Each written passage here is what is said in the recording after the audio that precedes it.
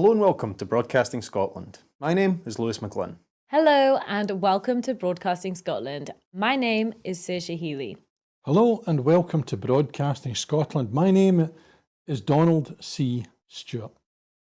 Broadcasting Scotland is Scotland's independent broadcaster, providing factual news, reporting on the issues important to the people of Scotland. We are committed to public service broadcasting, and with your support, we will produce even more programmes. Provide opportunities for young people interested in media production and broadcasting, and challenge preconceptions of what Scottish media looks like, amplifying Scotland's voice and reflecting its communities. We can already deliver high-quality live news, and we will create the highest quality programmes for you to enjoy.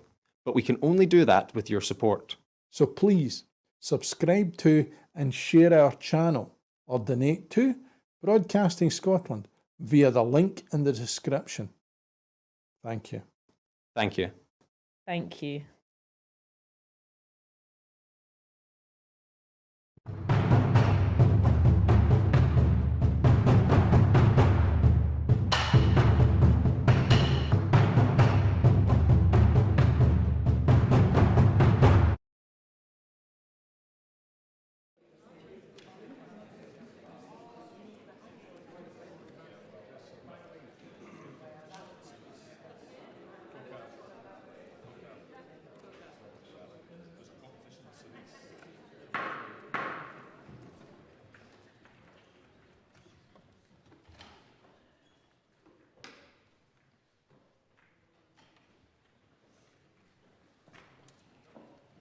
Good morning. The first item of business is general questions, and at question number 1 I call Graham Simpson.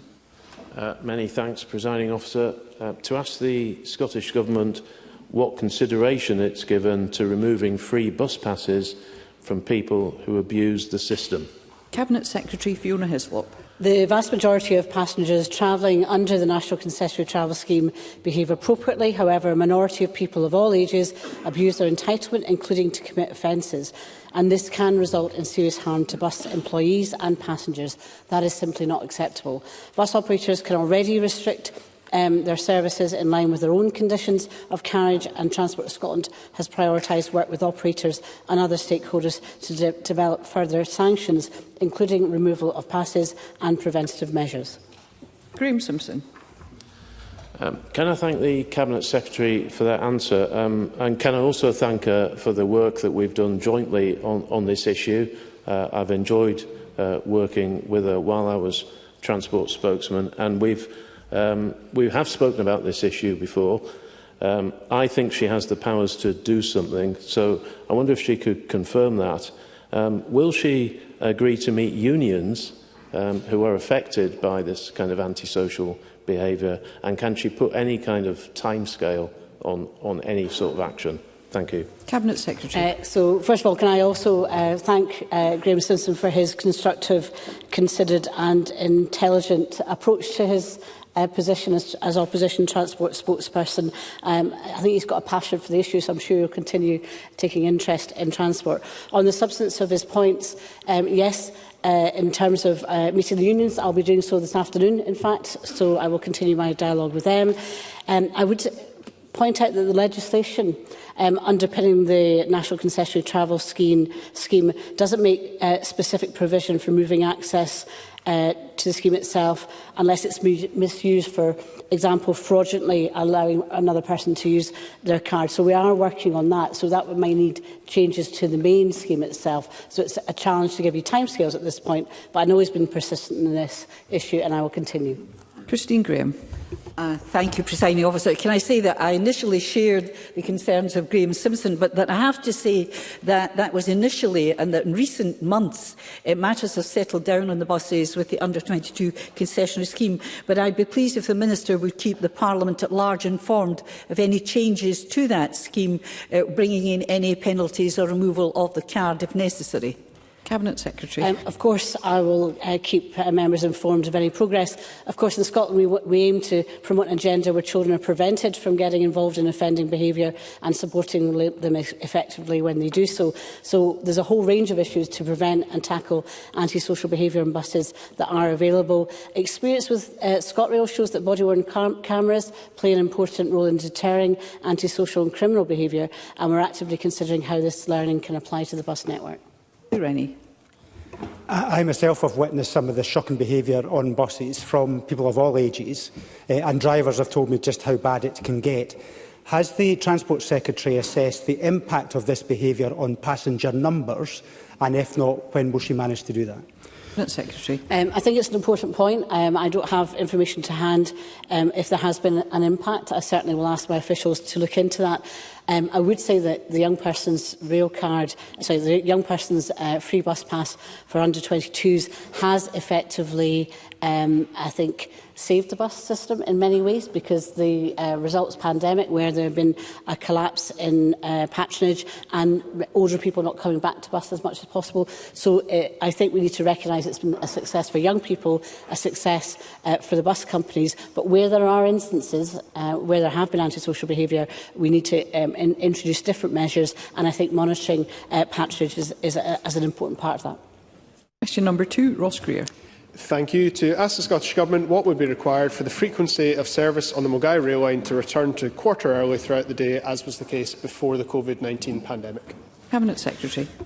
As discussed with the member during our meeting last year, Milngavie station is well served with the regular timetable, which has been reintroduced on Monday of this week, with 2 trains per hour throughout the day, which increases up to 4 trains per hour in peak times. This current service provision reflects passenger demand in the peak and off-peak periods. Greer. I'm grateful for that answer and for the time the Cabinet Secretary and our officials took to speak to me last year. But my question was what would be required for the Milngavie line to return to its pre-pandemic timetable of 4 trains an hour throughout the day. Up until the pandemic, there clearly was the patronage to support that, and I'm interested to find out what would be required for us to return to that. I recognise that we're not at that stage yet. I'm simply asking the Government to explain what would be required for us to return to 4 trains an hour throughout the day, not just at peak times. Cabinet Secretary. Well, the member may be aware that there was an assessment previously made by ScotRail into timetables to identify how we could maximise usage, obviously meet customer needs, but sometimes in terms of availability, sometimes in terms of that cost-benefit analysis, that it isn't always possible to give everybody what they want at every opportunity. Reliability of services, I think, and I know, is important to regular users of train services. So in terms of additional resources, as in fleet or indeed drivers or indeed other aspects, is something that the ScotRail will continually keep under review. But I think in terms of his ambitions, he has to recognise that we are still moving past the pre-COVID period in terms of looking at patronage, both as we've just discussed on bus, but also on rail. Thank you, Presiding Officer. While I'm glad to hear that the temporary timetable is finally no longer in place, commuters from my local area of Milngavie are now forced to pay £7.10 instead of £4.80 for a service to Glasgow during peak times. This Government has also put forward a plan to reduce car kilometres by 20% by 2030. I would therefore like to ask the Scottish Government, how does it expect to reduce car travel when it has made public transport more costly? Thank you. That was a fairly expansive question regarding the substantive question. So on the point of the substantive question, Cabinet Secretary. Helping passengers use rail more often includes the introduction of discounts on weekly season tickets, monthly season tickets and annual season tickets of 20%. If you go from Glasgow to Milngavie or either the other direction, cost per day for 4 days per use per week on a season ticket can be £4.60 with a monthly season ticket. And if you use a Flexi Pass, which allows you 6 return journeys over a 60-day period, which can help hybrid working, that is only £4.78. And I'm sure the member, along with other MSPs, when I sent them a letter explaining sample costs with these discounts, have promoted them and circulated them to their constituents. Thank you. Move to question 3, Neil Bibby, and let's keep our questions and responses concise. To ask the Scottish Government whether it will provide an update on its work on inclusive communication. Minister Colcap-Stewart. Thank you, Presiding Officer. We wrote to stakeholders updating them on the Scottish Government's work on inclusive communications on the 14th of August 2024. This letter shared the decision to produce enhanced guidance tools and training to support public authorities to improve their use of inclusive communication.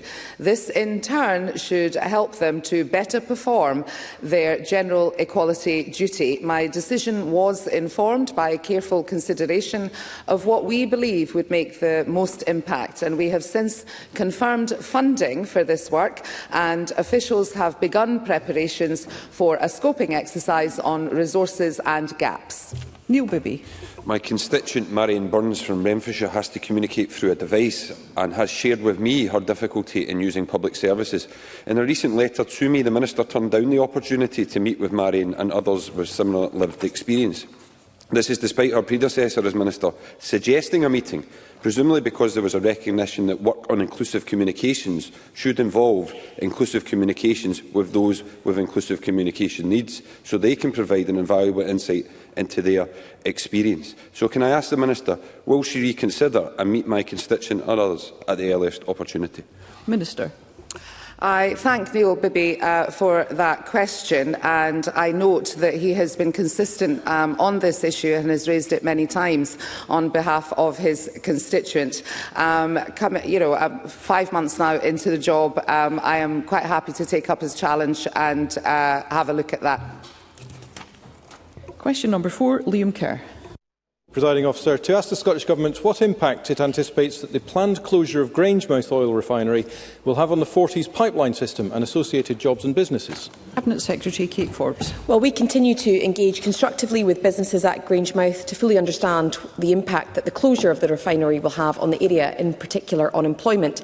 INEOS have confirmed that the Grangemouth refinery does not process significant volumes of Forties Pipeline System derived crude, with the majority of the asset's feedstocks being imported. Therefore, it's expected that the refinery's closure will have a limited impact on the Forties Pipeline System.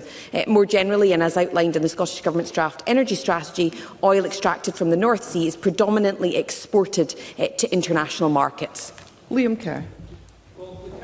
Secretary's complacency is extremely concerning, because industry voices and experts warn that the Forties pipeline, which, remember, connects 80 fields to the mainland and enables around 59% of the UK's oil and gas to reach customers, could shut down as early as 2030 due to the fiscal and licensing regime being pursued by both Scotland's governments. Now, the GMB says both governments have taken a hostile, fundamentally dishonest position on the realities of oil and gas. So will the Cabinet Secretary be honest? Tell us when the delayed, discredited draft energy strategy will finally be published, and will the deeply damaging presumption against oil and gas be removed? Cabinet Secretary. It's somewhat bizarre to hear a member discredit a strategy that hasn't yet been published. And in terms of the oil and gas fiscal regime and the UK Energy Profits Levy, which the member references, that was, of course, reserved to the UK Government and introduced under the predecessor regime to the current Labour Government. But can I agree with him on one point, which is that we have consistently called for a fiscal regime for North Sea oil and gas that does provide stability and certainty to businesses, that protects jobs based in Scotland and incentivises investment in renewables. And so on the wider point about energy security, can I confirm that this government is concerned about energy security and believes that we should do everything within our power to support the transition and never lose sight of the importance of energy security in that process. On the specific issue in terms of the Forties pipeline system, we recognise it being very critically important and will continue to work hard to support the careful management of the North Sea energy transition. Question number 5, Annie Wells. Thank you, Presiding Officer. To ask the Scottish Government what preparations it has conducted in advance of the planned opening of the Glasgow City Health and Social Care Partnerships Safer Drug Consumption Facility on the 21st of October. Cabinet Secretary Neil Gray. Thank you, Presiding Officer. The Scottish Government has provided £2 million funding for Glasgow's safer drug consumption facility, and we've been working with groups leading on the implementation, necessary communications and the evaluation of this project. We're also continuing to engage with the Crown Office and the police in these final stages in support of Glasgow City Health and Social Care Partnership, who are leading on this facility's establishment. Glasgow's HSCP are continuing to work towards opening the service as near as to the indicative date of the 21st of October as possible. However, this is subject to the compliance with NHS Assure guidance and approvals, which are not yet concluded, and therefore we've been advised that a date for the service to become operational has yet to be confirmed. Annie Wells. I thank the Cabinet Secretary for that answer. Real, workable, common-sense methods to fix our drug death crisis are needed and welcomed. Since 2007, drug deaths have nearly tripled, and we now have the worst drug death rate in Europe. Tackling this through harm reduction is a commendable goal. However, those that work in recovery also say that residential rehabilitation must also be a priority. So can the Cabinet Secretary tell us, and I know he's mentioned the £2 million, but how much does he expect it to be on an annual basis for the facility, and also how much has been spent on residential rehab by the Scottish Government? Secretary. Thank you, Presiding Officer, and I thank Annie Wells for her question and recognise the long-standing interest that she's shown in this area. She's right that there is no silver bullet, there is no one answer to us addressing the levels of drug deaths that we're seeing that are far too high, that I acknowledge. And she's right to point to not just harm reduction as being important, which we are doing, and we're funding the facility in Glasgow for £2 million on an annual basis for the next few years, but also the funding that we're putting into residential rehab means we've committed £100 million over the lifetime of the national mission, and that for expansion of the residential rehab. That includes £38 million, which is increasing the number of publicly funded beds by 140, and means that Public Health Scotland have said in their report from February that we're on track to meet the target of 1,000 publicly funded places in residential rehab by the end of next year. By the end of 2026, sorry. Paul Sweeney. Thank you, Presiding Officer. Can the Cabinet Secretary confirm he's doing all in his power to minimise the delays with the NHS Assure sign-off process? And can he also confirm that there is progress being made with sign-offs for drug testing at the facility and also screening for bloodborne viruses such as HIV and hepatitis C? Thank you. Cabinet Secretary. I thank Mr Sweeney again for his question and his long-standing interest. He'll be aware that in terms of the NHS Assure process, that is largely with my control, that is an assurance process by its nature, and means that they have to go through those processes. With regards to the drug testing facilities, I'm very keen that we make progress there. I think that has the potential again to make progress on a harm reduction basis, and we're interacting with the Home Office on the necessary processes that would be required from them in order to allow us for that to happen. Question number 6, Douglas Ross. Thank you, Presiding Officer. To ask the Scottish Government what discussions it's had with Transport Scotland and road operating company Amy regarding the repairs required at the Union Bridge on the A96 in Keith. Cabinet Secretary. Repairing the A96 Union Bridge is a priority, and that expectation has been made clear to our operating company, Amy. However, undertaking the repairs has been complicated by buried services working adjacent to a watercourse and environmental permissions required prior to commencing the works, and the importance of engaging the community in proposed works so they know what to expect. All of that has now been developed or is underway, and I expect to receive a proposal setting out a permanent repair and the timescale for completion shortly. I'll be happy to update relevant members once those decisions have been made. Douglas Ross. Well, I'm grateful for that response, and it should be a priority, but this traffic upgrade has been required since July on a crucial trunk road, the A96, which takes people from Aberdeen to Inverness. Now, it's very important to say that Keith is open for business, but when I've spoken to shop owners recently, they are seeing a big downturn in footfall because of the restrictions in place and the impact that's had on traffic. So will the Cabinet Secretary do everything she can to accelerate these works? As I say, months have passed and nothing has so far happened on the ground. And will she meet with me and business owners in Keith so she can hear firsthand the impact it's having on them? Cabinet Secretary. Well, I understand that there are meetings taking place or have taken place with businesses, and they have taken place with MSPs. So in terms of that disruption, that engagement is taking place in order to minimise the impact. And so in terms of those discussions, I'm quite confident that he's had an opportunity to personally take part in them. The works are expected to commence in early winter, be complete before spring 2025. The work is predominantly from the river, and a lane of the A96 will remain open during the works, controlled by temporary traffic lights as at present. But it is a complex site. It's got a wastewater pipe, it's got a gas main, it's got BT cables, as well as environmental consultations. And I think the engagement which I referred to in my initial answer, and to which he asked for further engagement, has already been taking place, and indeed will continue to take place with businesses to make sure they understand what will be happening when. Question number 7, Maurice Golden. Thank you, Presiding Officer. To ask the Scottish Government whether it will provide an update on its work to support the introduction of a ban on biodegradable municipal waste going to landfill.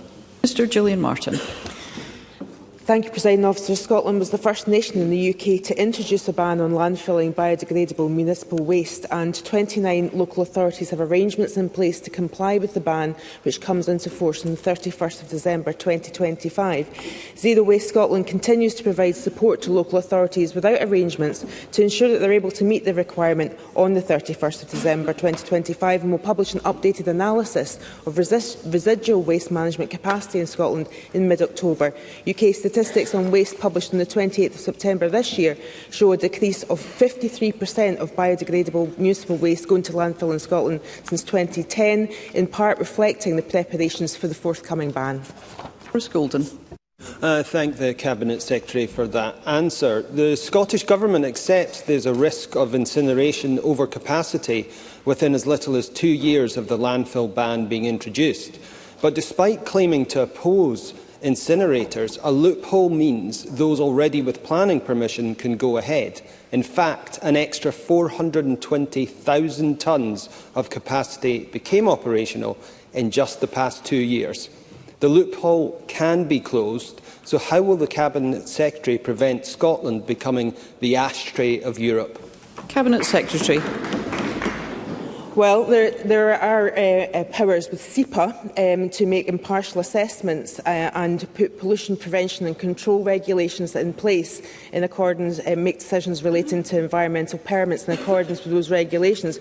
In terms of what Scottish ministers can do, the Scottish ministers, and I know there have been calls for ministers to intervene in the process that is run by SEPA, the PPC process, but they would not normally do so unless there is an exceptional circumstances. The key policy levers available to Scottish ministers to manage capacity are in planning. There was a review carried out and we responded to that no further planning permission for incineration facilities beyond what was already in place should be granted. Thank you. That concludes general questions. The next item of business is First Minister's questions. At question number 1, I call Russell Finlay. Thank you, Presiding Officer. Just weeks ago, the SNP released almost 500 prisoners early before they had served their sentences, and in 98% of these cases, victims were not even told.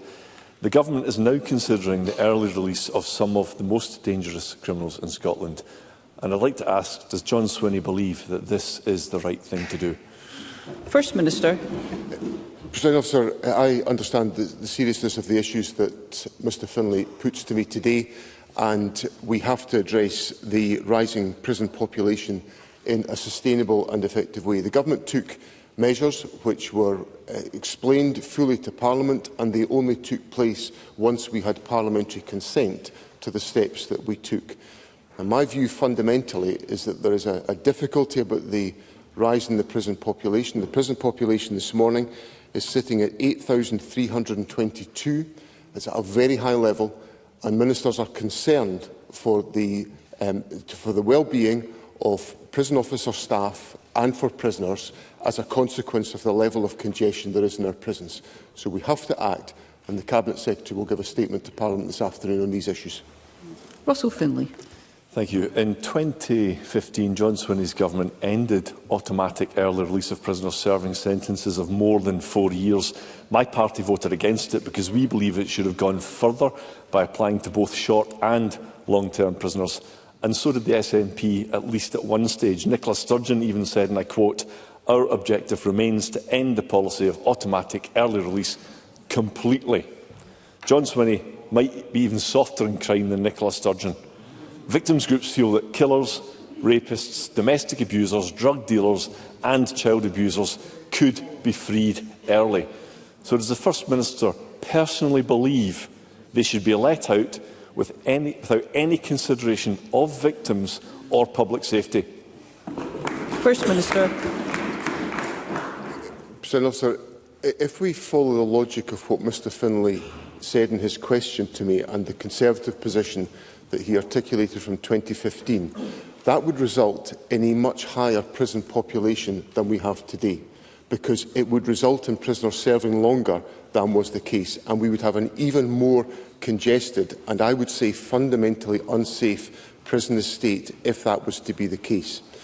Now, what we've got to do is we've got to take the appropriate measures to ensure the sustainability of our prison system. The prison system and the reality that we're facing today, it's not a reality that we're alone in facing, because this reality has been faced in other parts of the United Kingdom, and significant action was taken by Mr Finlay's colleagues in government before the general election. It's been taken by the new Labour government after the general election to address the fact that there is significant pressure on prison population throughout the United Kingdom. Now, what we will take is we will take a responsible approach which will be subject to parliamentary scrutiny, and we will always take into account the perspectives and the views of victims and address the concerns which they legitimately have about these difficult issues. Russell Finlay. The reason the prisons are in such a catastrophic state is entirely down to this SNP government. Now, let's just take a look at the kind of criminals we could be talking about if a new form of SNP early release is announced today. Here are some examples of recent sentences imposed by Scottish courts. 7 years for raping a 10-year-old girl, 9 years for stabbing a man to death, 5 years for sexually abusing 4 young boys. All of these criminals, and many, many others like them, could be let out early. People in the real world can't get their heads around criminals not serving the sentences that they are given. So would the First Minister ever find it acceptable to let those kind of criminals out early? First Minister. Presiding Officer, the issues that Mr Finlay raises are serious issues, and it's not for me to question the sentencing policy that's independently decided by the judiciary. If I was to do that, Parliament would have I would be breaching my constitutional role as First Minister, which has to respect, and it was part of the oath of office I took when I became First Minister, that I would respect the distinction between my responsibilities as the leader of an executive government and the independent role of the judiciary. If I trespass into that area, I am fundamentally compromising the independence of the judiciary. Now, that might be what Mr Finlay wants to do, but it's certainly not what this First Minister is going to do, who respects the rule of law and respects the oath of office that he took. Now, Mr Finlay has indicated or suggested that somehow we are experiencing a lack of action on justice. Our prisons are absolutely bursting at the seams. That suggests to me that, it's been shouted, things have been shouted at me. So let me just clarify: Scotland imprisons more offenders per head of population than most other European countries. Now, we invest heavily already as a government in alternatives to custody to make sure we have a sustainable prison estate. But what we have got to ensure today for the prison officers who are running our prisons, and for our prisoners to whom we have legal obligations as well, that they are living in a safe and stable environment, and that will underpin the actions of the government. Russell Finlay. Unbelievable. What a stunning lack of self-awareness. John Swinney talks about respecting judicial independence, but by releasing 500 prisoners early, he trashed judicial independence. Over the past 17 years, the SNP have relentlessly weakened justice in Scotland. Criminals already get away with inflicting pain and misery on innocent people due to the SNP's failure to tackle crime. Victims and the law-abiding majority are paying the price, and for far too long, the SNP's justice system has sided with criminals and not victims. Police issuing a slap in the wrist for serious crimes, the Crown Office diverting criminals from prosecution, and prisoners not serving sentences imposed by the independent judiciary. There's a stunning lack of common sense, and it's leaving people feeling that this Parliament does not represent them. So why has this government stacked the entire justice system against crime victims? First Minister. That is patently untrue. Yes, absolutely. Over the last decade, the average length of prison sentences has increased by 32%. 32%. That statistic alone demonstrates that Russell Finlay is putting complete nonsense to me at First Minister's questions. 98% of all those convicted of rape and attempted rape between 2019 and 2022 received a custodial sentence. That is another fact that refutes what Russell Finlay has put to me today. Now, we have an obligation to ensure that we run a stable and safe prison system, and at the level of the prison population just now, that is a challenge for ministers to fulfil our obligations. So ministers must act. The Justice Secretary will give full and transparent information to Parliament in her statement this afternoon, and the Government will take forward the steps that have to be taken, but they will require the consent of Parliament to do so. Question number 2, Anna Sarwar. Thank you, Presiding Officer. When Parliament returns after the upcoming recess, it will be the start of winter. And every year we have a winter NHS crisis. But the Royal College of Emergency Medicine have said it is like the winter crisis, but every day, and that the Government continues to disregard the urgent need to keep patients moving through the system. I don't know why, Presiding Officer, they're heckling people struggling to get treatment in the NHS. This is your constituents Mr. Sarwar, I would ask that members ensure that we can hear one another. Well, I think that behaviour tells you everything you need to know about the priorities of SNP members. But the Royal College of Emergency Medicine have said it is like the winter crisis, but every day, and that the Government continues to disregard the urgent need to keep patients moving through the system. 3 key factors exacerbate the crisis: the number of beds and resource lost due to delayed discharge, patients not being treated due to long waits, and a lack of capacity leaving A&Es overwhelmed. So we need meaningful action. Today, as I speak, there is an estimated 1,500 people stuck in hospital because of a lack of a care package. So can the First Minister guarantee that social care packages will be in place for all those people needlessly stuck in hospital so that they can get home for Christmas? First Minister.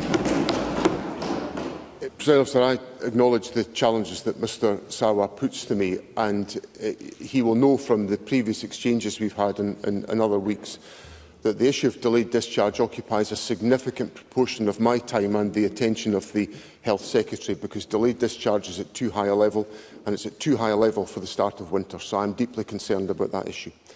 We are trying to work individually with partnerships to reduce the level of delayed discharge in different parts of the country, because there is significant variation around the country. Some parts of the country have very low levels of patients who are in hospital and could be in other care settings or at home, and other parts of the country the levels are too high. So I assure Mr Sarwar that there is deep and intense work going on with individual partnerships to reduce those levels, to make sure that the objective that he puts to me, which is an objective I want to deliver upon, is one that can be achieved as we approach winter. Anna Sarwar. Thank you, Presiding Officer. But despite what the First Minister says, the Royal College of Emergency Medicine have said that they haven't seen any useful measures so far from this Government. And long waits pile even more pressure on our NHS in winter too. So information obtained by FOI has revealed shockingly long waits for treatment, including an ongoing wait for urology treatment since 2017, a 7-year wait, an ongoing wait for general surgery from 2018, over 6 years wait, and an ongoing waits of over 5 years for ophthalmology, gynaecology and orthopaedics, among others. This is scandalous. Now, the SNP promised to clear waits of over 2 years by September 2022, but they have utterly failed. So people who go untreated often end up in emergency departments as their condition deteriorates, placing even more pressure on NHS services. So can the First Minister guarantee that every patient who has already waited over 2 years will be treated by Christmas? Minister. The National Health Service is working to reduce waiting times for individuals, and what we see from the latest information that's available to us about NHS inpatient and day case activity, for example, that has increased in the most recent data available for Q2 and is now at the highest level since the start of the pandemic. Now, the problems that Mr Sarwar puts to me, of course, are an accumulation of the impact of the delay to treatment because of the pandemic. So when we look at those figures on waiting times, those figures that I just put on the record were the 10th quarterly increase in a row, and they are 9.9% higher than the same period last year. Now, that comes on top of the fact that we are seeing a 5.1% increase in the number of operations performed over the last 12 months, which addresses part of the issue that Mr Sarwar puts to me, principally about orthopaedics and other treatment. So what we are seeing is an improvement in the capacity and the capability of the National Health Service and impacting on those waits that Mr Sarwar puts to me. But obviously we have significant challenges to overcome as a consequence of the pandemic. But the Government is focusing the resources with the investments that we are making, where we've allocated for this financial year a record amount of funding to the National Health Service at over £19.5 billion to make sure we put the resources in place to achieve the challenges that Mr Sarwar puts to me. Sarwar. So the Scottish Government promised to clear all waits of over 2 years by September 2022, and people right now are waiting 4 years, 5 years, 6 years, 7 years for treatment. So that response will be cold comfort for people right now across the country. So, Presiding Officer, no commitment to guarantee care packages for the 1,500 people needlessly stuck in hospital to free up much-needed beds and resources. No commitment to clearing long waits of over 2 years by Christmas, meaning patients suffering and adding pressures to A&Es, solutions that would unlock much-needed capacity in our NHS. Now, the Health Secretary published his winter preparedness plan 2 weeks ago, but has already been dismissed by key figures in our NHS. And rather than an actual plan for winter, they are supposedly moving to year-round surge planning, which, despite what the Health Secretary says, proves that we have a crisis in our NHS all year round, a permanent crisis in our NHS. So will the First Minister listen to the doctors and the nurses on the front line and come back to Parliament with an actual plan to meet the scale of the NHS crisis this winter? First Minister. The Government is putting in place the planning to do exactly that. That is the core duty of Government. We're also putting in place the resources at £19.5 billion, a record investment in the National Health Service, which of course is delivering for us increases in staffing levels to ensure that the capacity is there to deliver the treatment that is required within the National Health Service. And we have to recognise that the Government can only allocate the resources that it has at its disposal.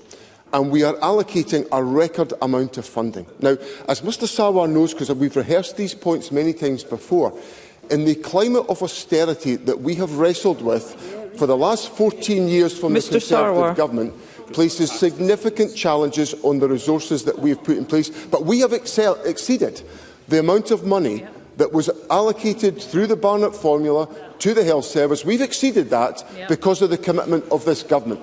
So if Mr Sarwar thinks it will help by following his approach on taxation, which would reduce public expenditure in Scotland by £1.5 billion, that will not help the National Health Service one little bit if we were to follow Mr Sarwar. And as the United Kingdom Secretary of State for Health said when he was in opposition, that all roads do lead back to Westminster on funding. We wait to find out what the budget will tell us when Parliament comes back after the October recess. Let's see if the Labour Party breaks with austerity. Let's see if Labour are prepared to invest, because what Mr Sarwar has put to me today is a demand for more investment, and we're not getting that from the Labour Government. Question number 3, Alex Cole-Hamilton. Thank you, Presiding Officer. To ask the First Minister when the Cabinet will next meet. First Minister. The Cabinet will meet shortly after the October recess. Alex Cole-Hamilton. Thank you. Stephen is a teenager waiting for a diagnosis for ADHD and a range of other complex conditions. His initial consultation with child and adolescent mental health was 5 years ago. He is still waiting for treatment, and the family have no idea when he'll reach the front of what must now be the longest queue in the National Health Service. They fear he will face more of the most important years of his life, schooling, relationships, exams, without the care pathway or the medication he needs. This is a national crisis. Across Scotland, the number of ADHD referrals has skyrocketed. It's up 1,000% in Glasgow among adults, but resources have simply not kept pace with demand.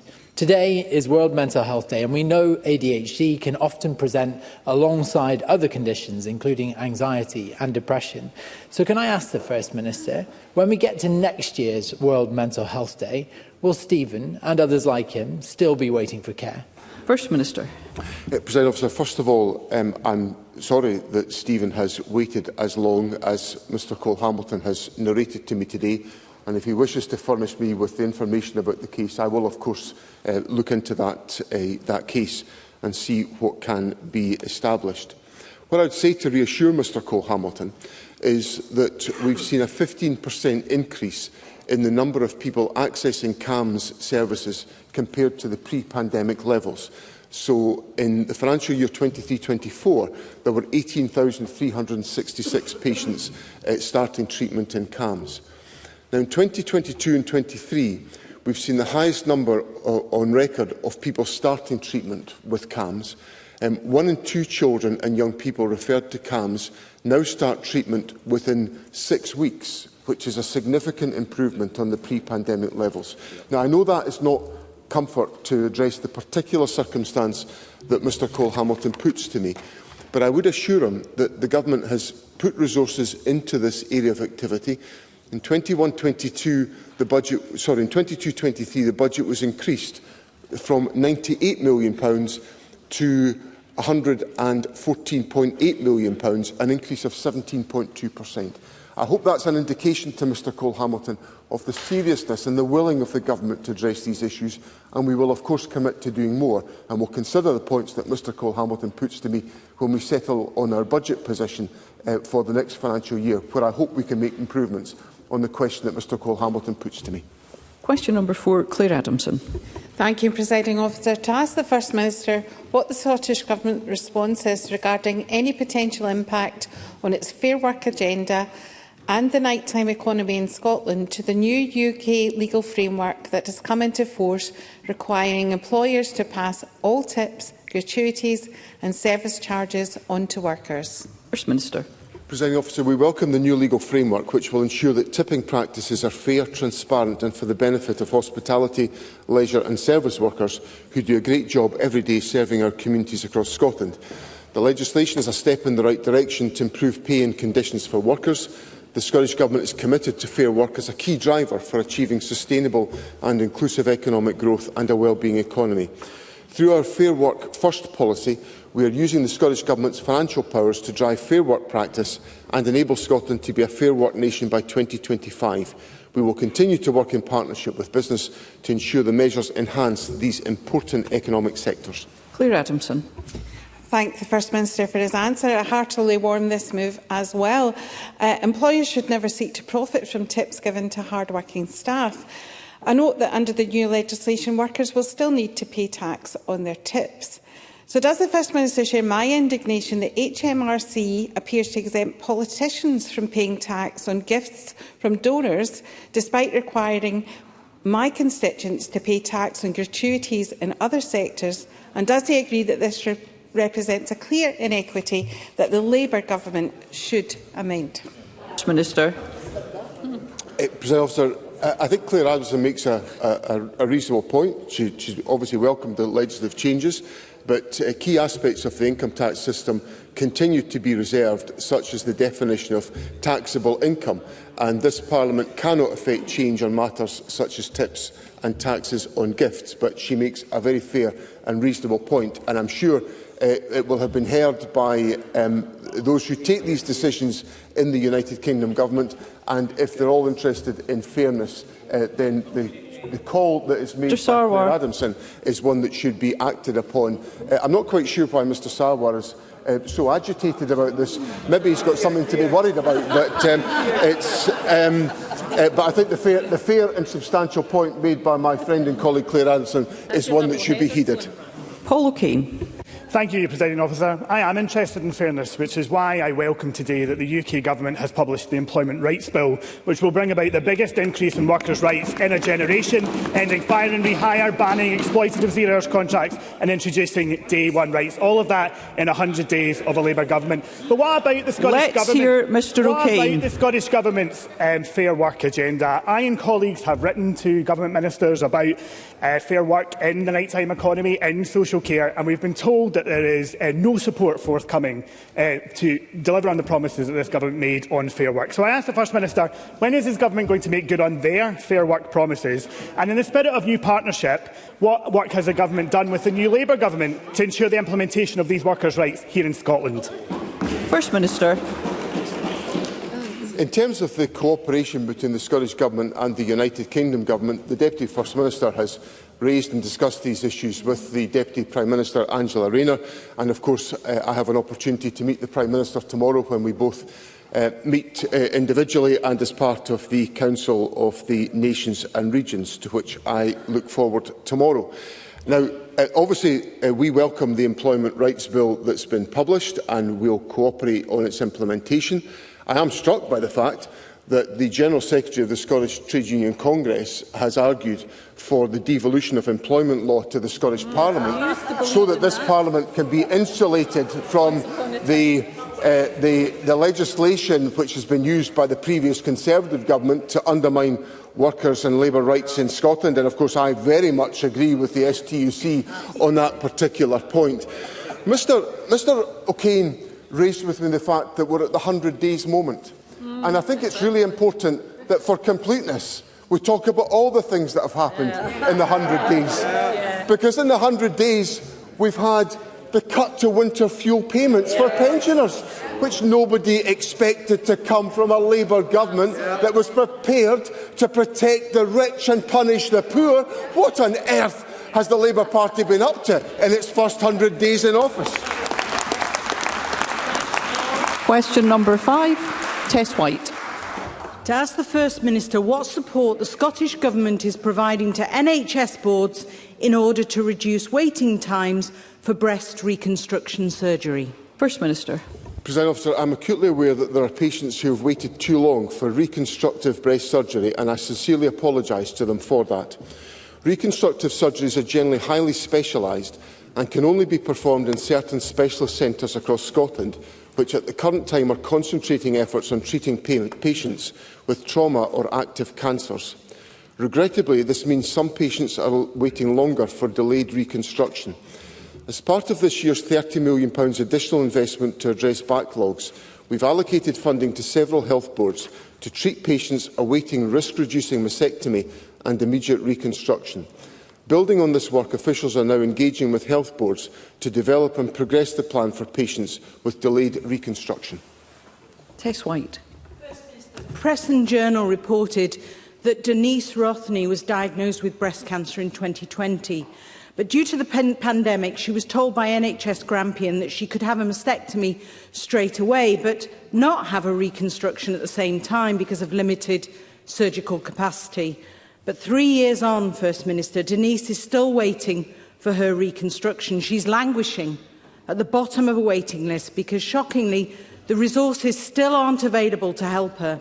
And First Minister, you have apologised today, and I'm sure Denise will be grateful for that. But when will Denise and other women in this terrible position received this vital operation? Always through the Chair. First Minister.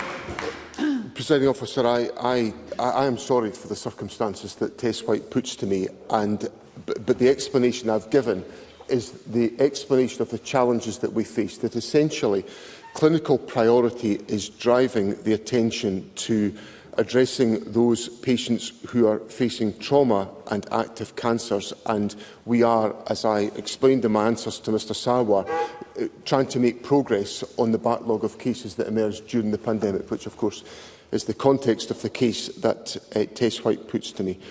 Now, I can't stand here and offer an instant solution, and I'm sorry about that, but what I will give Tess White the commitment is that the Health Secretary will engage constructively and actively with health boards to try to make more progress on the issue that Tess White puts to me on behalf of her constituent. But I hope that Tess White and colleagues can understand that there is clinical priority being attached to try to save lives in the circumstances that we face, and progress has been made in that respect on cancer waiting times. But I know that will be cold comfort to the constituent that Tess White fairly puts to me this afternoon. Carol Mockin. Thank you, Presiding Officer. Given the story we've heard today, and given we've had no published data on breast reconstruction waiting times following mastectomy since 2020, can the First Minister commit today to ensuring publication of good quality data on these waits as soon as possible in order that we can properly see the trends in this area? First Minister. I think there are issues about issues have been looked at about the quality of the data that we could publish. So if I could say to Carol Mockin today, I'll take that issue away and determine what information can be published, because I think Carol Mockin will understand that I am explaining the problem. I haven't got a solution to it today because of the clinical priority that's been attached to treating cancer. But I'm very happy for us to be open about the challenges that we face here, but we have to do that on the basis of good quality information, and I will do what I can to address the point that she puts to me. Question number 6, Christine Graham. Thank you, Presiding Officer. To ask the First Minister what the Scottish Government's response is to reported concerns that the UK Labour administration has not affirmed the commitment which was signed in March 2021 by the UK and Scottish Governments under the Borderlands Growth Deal to allocate £5 million towards a feasibility study to extend the Borders Railway to Carlisle. First Minister. President Officer, we recognise that extending the Borders Railway to Carlisle is a regional priority, and the Borderlands deal includes a commitment of up to £5 million each from the United Kingdom and Scottish Governments to develop a shared understanding on the benefits and the challenges of extending the line. We recently advised Scottish Borders Council that we are content with their proposal to recruit a project manager to lead this work. The release of our funding is, however, contingent on the United Kingdom Government approving its share of project costs, as the Growth Deal is a partnership programme and the project will deliver a cross-border assessment. I would encourage United Kingdom Government ministers to reaffirm their commitment as soon as possible. Christine Graham. I thank the First Minister for his answer, and I note the position apparently the incoming Labour Government has not reaffirmed its 50% share of funding. Thankfully, Borders Council has agreed to progress with the appointment of a senior project manager to lead the delivery of the business case and feasibility work for the extension of the very, very successful Borders Railway beyond Tweedbank to Carlisle, using the 50% funding commitment already received from the Scottish Government in June this year, and I note the caveat there, in advance of receiving full approval to proceed from the UK Government. But is it not of concern that Labour may be shortchanging Scotland in this very modest investment, which has such a positive impact on communities, particularly across Midlothian and the borders? First Minister. I'm aware of a number of cases, and the one that Christine Graham puts to me is in relation to the borders, but there are a number of others where there are questions and pauses being put into funding that we believed and local partnerships believed had been agreed under the city and growth deals that were negotiated in the past. And these are being paused essentially for review during the spending review, and I understand from the information that has been made available to me that some of that will not be clarified in the budget at the end of October, but may have to wait for the spending review that comes in the spring, which obviously puts a significant delay into some of the projects that we would ideally wish to take forward and which communities are expecting. Now, I can assure Christine Graham that these issues are the subject of active discussion and dialogue with the United Kingdom Government, and we will continue to do that. Rachel Hamilton. Presiding Officer, I thank Christine Graham for bringing up this important issue. Passenger numbers, thankfully, have returned to pre-pandemic levels on the Tweed Bank line, but people in Hoyk and Newcastleton feel left out by the issues with the connectivity to their areas. The Scottish, not the Scottish, but the Conservative government pioneered the Borderlands Growth Deal, which we all welcomed. Can I ask the First Minister when he plans to meet the Labour Minister, Lord Hendy, to discuss this very important issue and reiterate the benefits of the Borderlands Growth Deal and the extension to Carlisle? First Minister. I'm glad to hear Rachel Hamilton and the Conservatives' enthusiasm for the Borders Railway, because I've been around here for so long that I remember that wasn't always the case when the proposal was going through the Parliament. But we'll all move on from that particular position. So I'm delighted the Conservatives value the Borders Railway. I think it's super.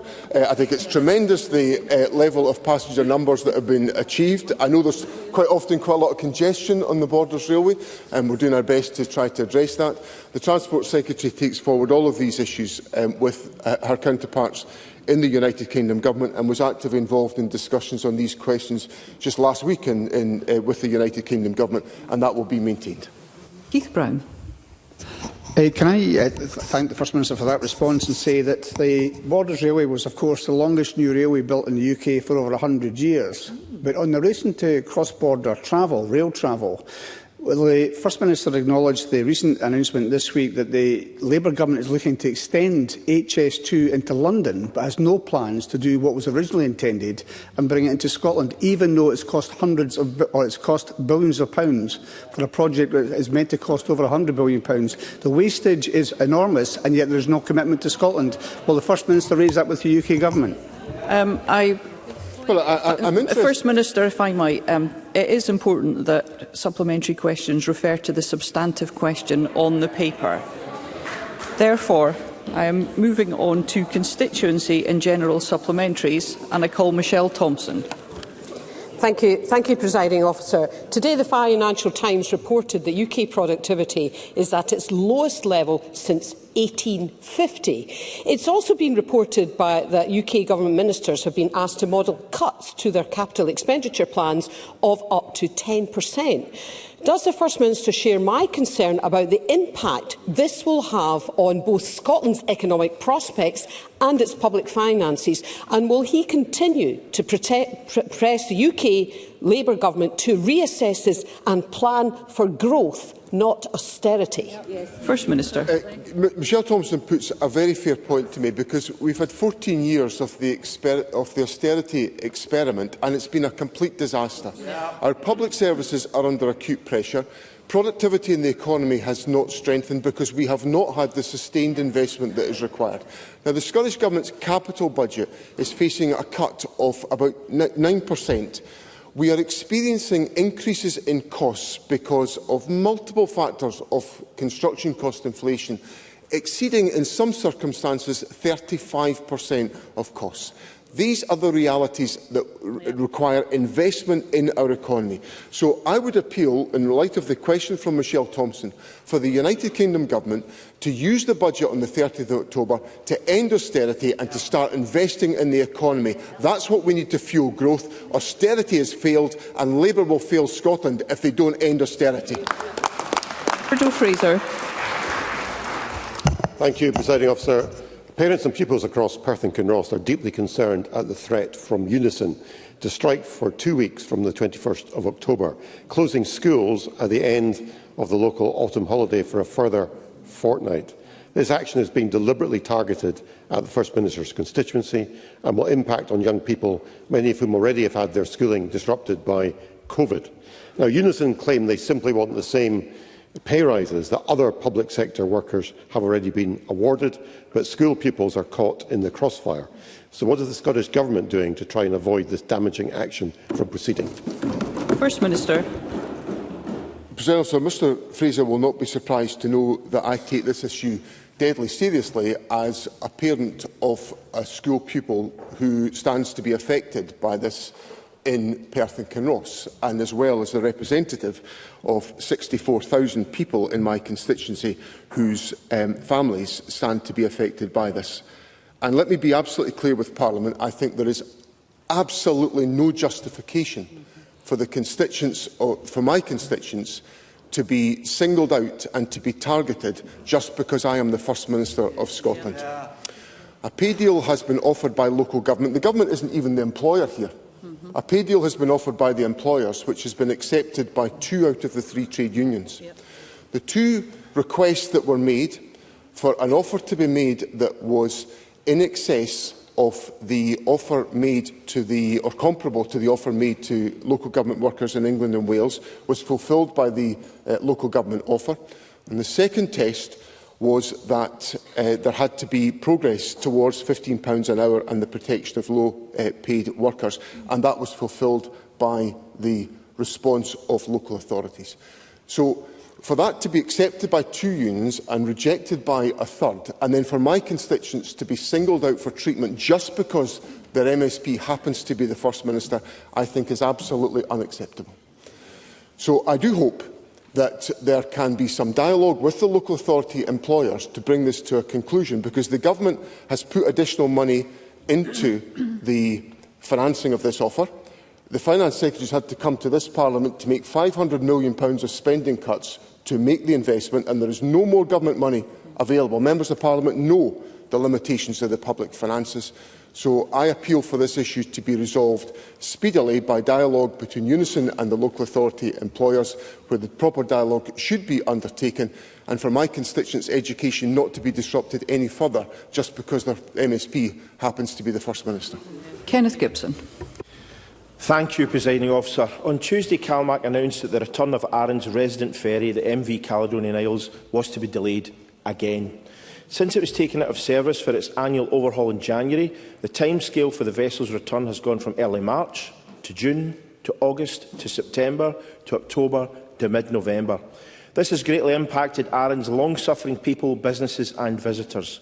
With no obvious progress as yet on the redevelopment of Ardrossan Harbour, how will the Scottish Government and its agencies ensure the ferry service to Arran, the busiest in the network, is reliant, robust, resilient and one that islanders and visitors can have confidence in? First Minister. President Officer, I accept the points that Mr Gibson makes on behalf of his constituents in Arran, and the position with the MV Caledonian Isles has been difficult. We thought the vessel would come back into service several weeks ago. Indeed, it came back from its significant repairs in Birkenhead, and we expected it to go back into service, but the issue that Mr Gibson raises has caused a delay to that. The Transport Secretary is in active dialogue with CalMac to ensure continuity of service, and there has been extensive and protracted and very difficult dialogue about Ardrossan Harbour, which Mr Gibson, given his close attention on this issue, will know how difficult that has been. And there has been no lack of effort put into it. We've just not managed to get to an agreement.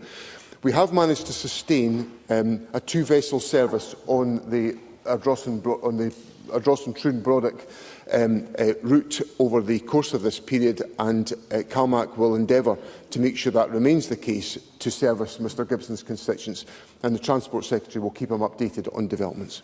Sandesh Gohani. Thank you. A declaration of interest as a practising NHS GP.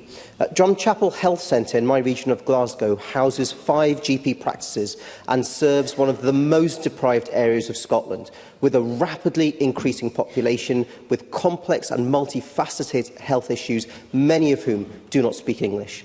There is not enough room for core GP staff. The centre is unfit for purpose, which results in longer waits and widening inequalities. The staff I met are desperate for help, given the centre has been consistently overlooked for upgrade. So will the First Minister agree to accompany me on a visit to see how badly the people of Drumchapel are being let down? First Minister. I recognise the importance of access to GP services, and the Health Secretary will be engaging on these questions in relation to the improvements that can be delivered to the capital estate.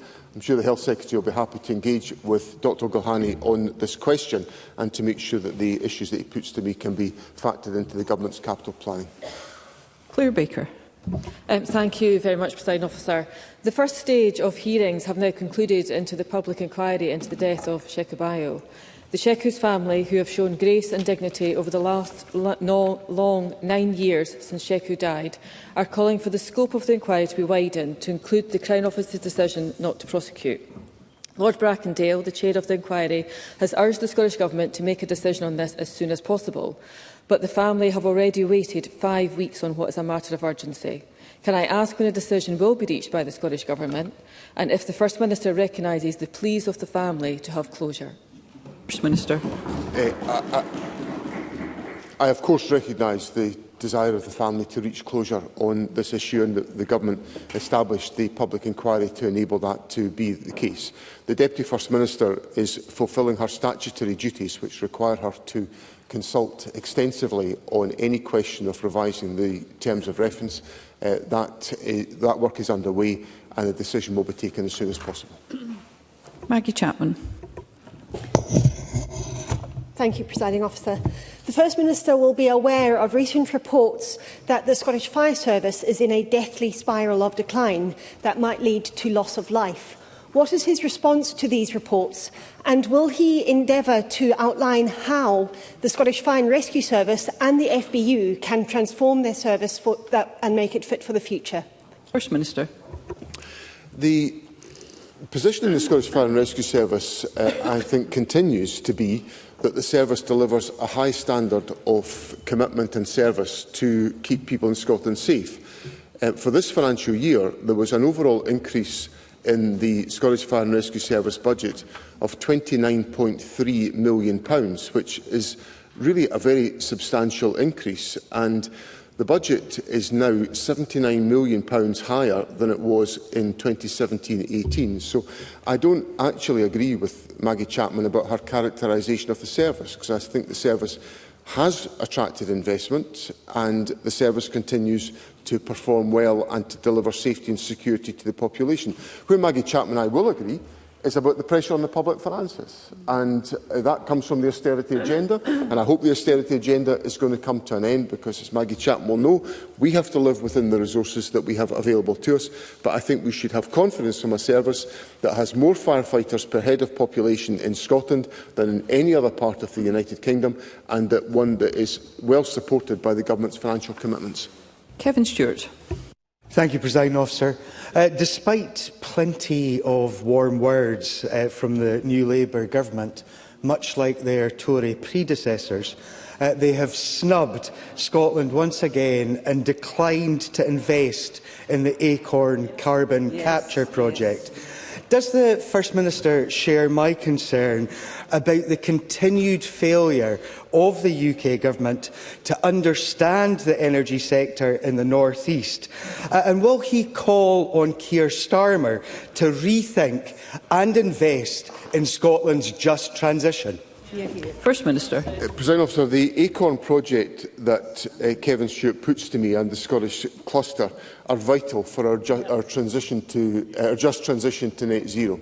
So this is a really significant strategic investment project for Scotland and, I would add, for the United Kingdom.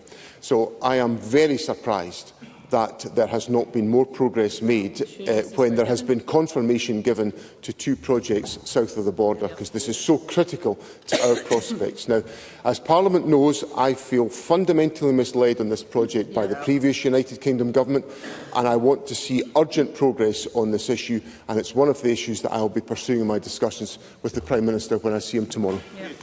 Thank you. That concludes First Minister's questions. The next item of business is a members' business debate in the name of Paul O'Kane, and there will now be a short suspension to allow those leaving the chamber and the public gallery to do so.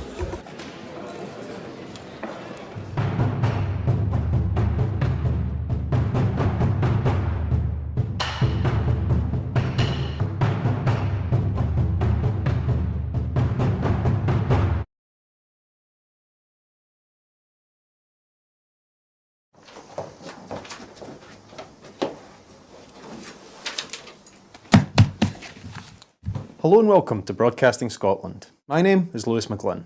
Hello and welcome to Broadcasting Scotland. My name is Saoirse Healy. Hello and welcome to Broadcasting Scotland. My name is Donald C. Stewart.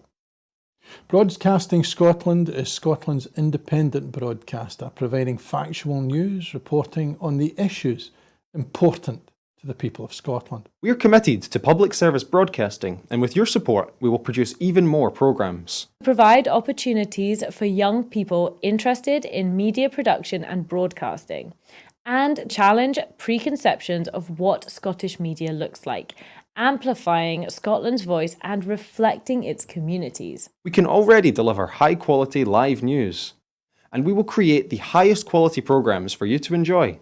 But we can only do that with your support. So please subscribe to and share our channel or donate to Broadcasting Scotland via the link in the description. Thank you. Thank you. Thank you.